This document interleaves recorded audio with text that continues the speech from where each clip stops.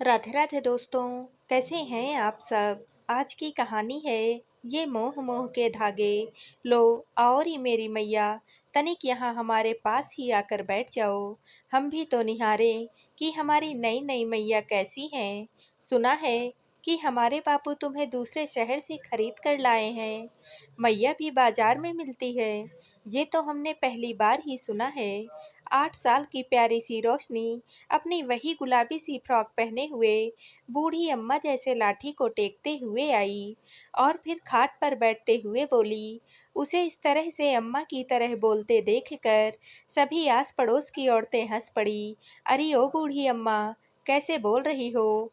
अम्मा की लाठी हाथ में पकड़कर खुद भी अम्मा बन गई क्या। तनिक इज्जत से बोल, आखिर ये तेरी नई नई माँ है और अब से इसी घर में रहेगी। एक हाथ में पतासे की परात लिए अम्मा मुंह पर हाथ रखते हुए हंसते हुए बोली। ना ना अम्मा, हमारी माँ तो इस दुनिया से कब की कूच कर गई हैं और हमें दूसरी माँ की ज़रूरत ना है। हम तो अपना ख्याल खुद ही रख लेते हैं।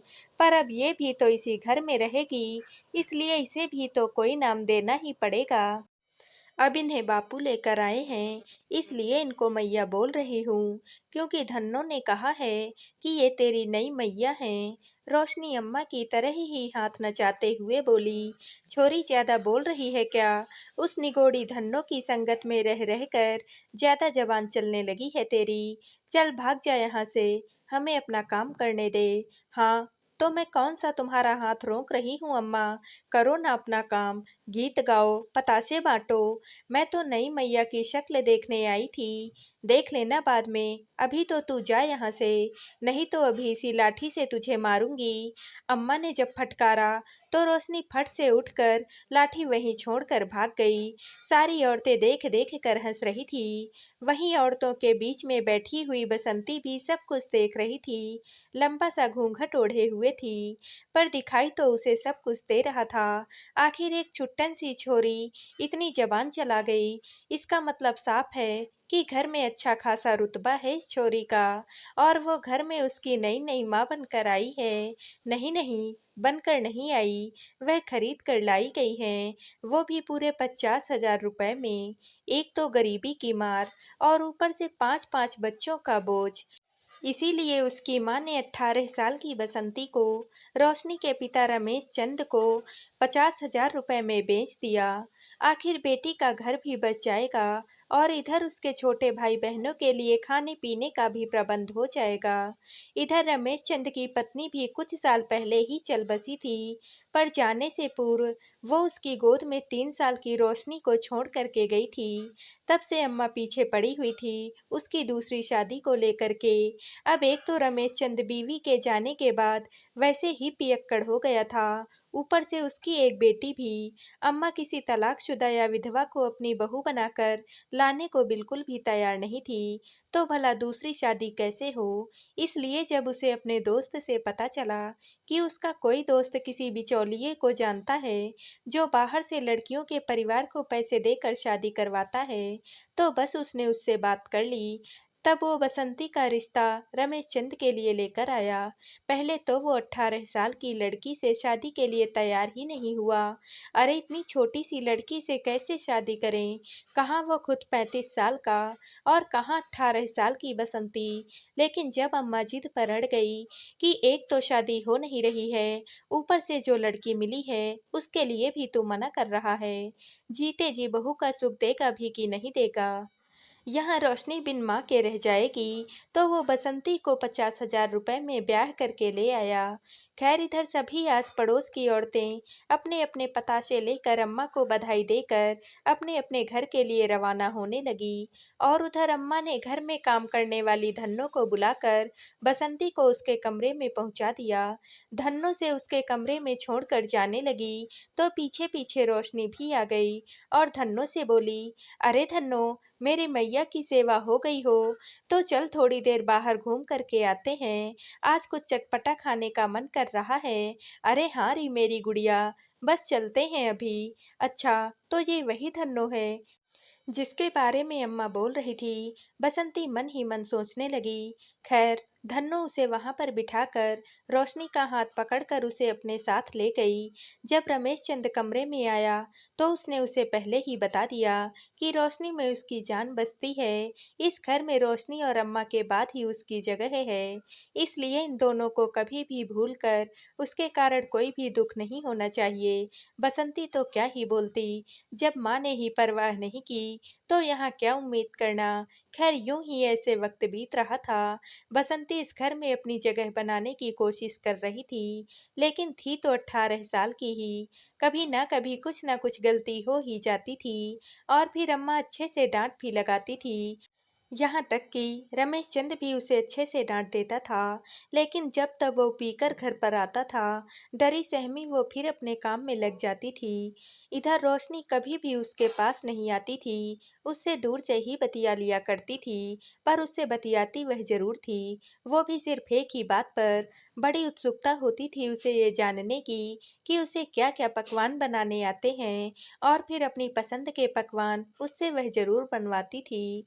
अगर बसंती रसोई में होती तो वो द्वार के बाहर बैठी बैठी उससे बातें किया करती थी। बस यही एक रिश्ता था दोनों के बीच में, जिसके जरिए वो एक दूसरे को जानती थी। रोशनी के बाकी के सारे काम तो धन्नो ही किया करती थी। उसका स्कूल ले जाना, स्कूल से लेकर आना, उसका बैग तैयार करना, उसकी चोटी बनाना, यहाँ तक कि उसके गुड्डे गुड़ियों के लिए कपड़े भी तैयार करने का काम धन्नो ही किया करती थी। बसंती को तो वो बिल्कुल हाथ तक नहीं लगाने देती थी, यहाँ तक कि बसंती के साथ बाहर बाजार तक भी वह नहीं जाती थी। चाट पकौड़ी खानी होती तो वह धन्नो के साथ ही चली जाती थी। हाँ, पर रोशनी में इतनी ममता तो थी कि अम्मा से थोड़े पैसे ज्यादा ले जाती थी और बसंती के लिए भी चाट पकौड़ी खरीद करके लाती थी और फिर धन्नो के हाथ उसके पास भिजवा दिया करती थी। इस पर अम्मा उसे चिढ़ाती थी, वाह रे छोरी, बड़ी दोगली है तू, अपनी नई नई मैया के लिए तो बड़ी ममता फूट रही है तेरी कि उसके लिए चाट पकौड़ी खरीद करके ले आई। कभी तूने अपनी अम्मा के लिए तो नहीं खरीद कर लाई चाट पकौड़ी, पैसे तो तू मुझसे ही लेकर जाती है। अम्मा का बुढ़ापे में अब ऐसी मसालेदार चीजें खाओगी, पछता तो नहीं है तुमको। और कोई ममता वमता ना है, अब वो इस घर में ही रहती है तो हमारी भी तो कुछ जिम्मेदारी है।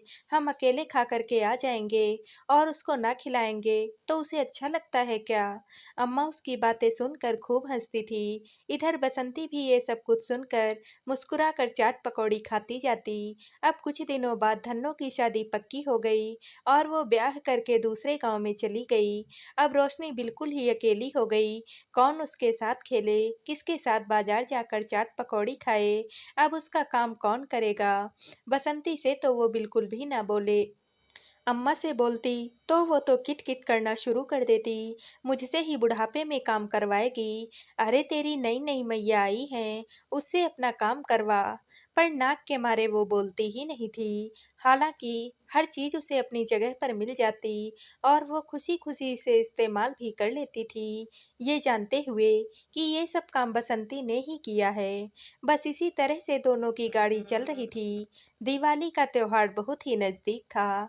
रमेश चंद अम्मा को कुछ पैसे देकर बोला, अम्मा, रोशनी और तुम्हारी बहू को जो दिलाना हो दिला देना और अपने लिए एक अच्छी सी साड़ी ले आना। जब दोपहर में रोशनी स्कूल से आ गई तब अम्मा ने उससे कहा, चल रे छोरी, फटाफट से तैयार हो जा, आज बाजार चलते हैं, नए नए कपड़े भी खरीद कर लाएंगे और चाट पकौड़ी भी खा करके आ जाएंगे। बहुत दिन हो गए तुझे भी बाजार गए हुए, हम दोनों ही जा रहे हैं क्या। रोशनी ने पूछा, क्यों, और किसको लेकर जाना है साथ में। तेरी नई मैया को, उसके लिए पैसे नहीं है मेरे पास, अम्मा उसे छेड़ते हुए बोली। बड़ी कंजूस हो गई हो अम्मा आजकल तुम, दिला दो उसे भी कुछ। दिवाली पर जब हम सब लोग नए कपड़े पहनेंगे तो क्या वो हमारी शक्लें देखा करेगी। ओहो, बड़ी दया आ रही है तुझे उस पर। जा, तू ही जाकर बुला ला उसे। अम्मा अपने हाथ बांधते हुए बोली, अम्मा तुमको पता है ना, मैं इतनी ही बातें करती हूँ उनसे। बुला लो और साथ ले चलो। इतना कहकर रोशनी दरवाजे के बाहर जाकर खड़ी हो गई। खैर अम्मा ने बसंती को बुलाया और तीनों लोग बाजार की तरफ रवाना हो गई। खरीदारी करने से पहले ही अम्मा दोनों को चाट पकौड़ी की दुकान पर लेकर के गई। बसंती कितने दिनों के बाद बाजार आई थी। उसके चेहरे की रौनक ही बता रही थी कि वो आज कितनी खुश है। उसे खुश देखकर रोशनी भी खुश हो गई। उसके बाद तीनों खरीदारी करने के लिए दुकान की तरफ जा रही थी कि रास्ते में रोशनी का पैर फिसला और वो नीचे गिर गई। गिरते समय उसका सिर पत्थर पर जाकर टकरा गया, जिससे उसके सिर में चोट आ गई और खून बहने लगा। ये देखकर अम्मा घबरा गई, जबकि बसंती ने अपनी साड़ी के पल्लू से उसके खून को बहाने से रोक लिया था। लोगों की मदद से वो लोग उसे पास के ही अस्पताल में लेकर गए, जहां मरहम पट्टी करने के बाद उसे घर भेज दिया गया। शाम को जब रमेश चंद घर पर आया तो उसने शराब पी रखी थी। घर के बाहर ही गांव के दूसरे छोर पर रहने वाली काकी मिल गई। उसे देखते ही वो मुस्कुराते हुए बोला, अरे काकी, आज कहाँ रास्ता भूल गई? आज आपका आना कैसे हो गया? अरे बेटा, तेरे यहाँ ही आई हूँ।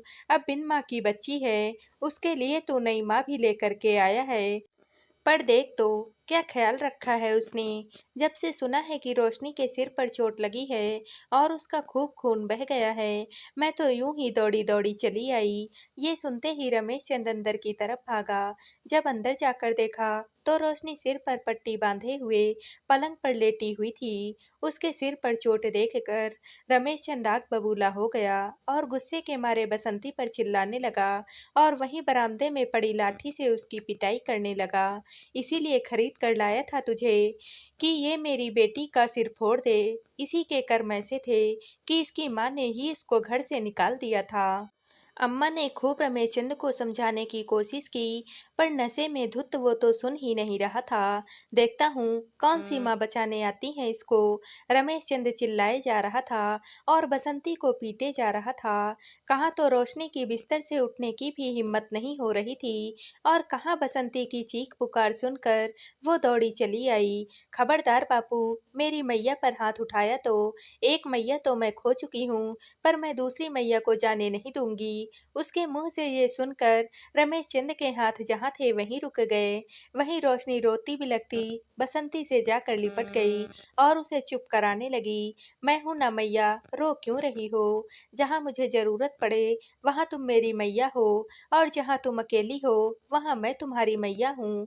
तुम्हें बचाने के लिए मैं ही आऊंगी। सुनकर बसंती उसके गले लगकर रो पड़ी। ये देखकर अम्मा की आंखों में भी आंसू आ गए, जबकि रमेश चंद की हिम्मत ना हुई उससे कुछ कहने की। वो चुपचाप से अपने कमरे में चला गया।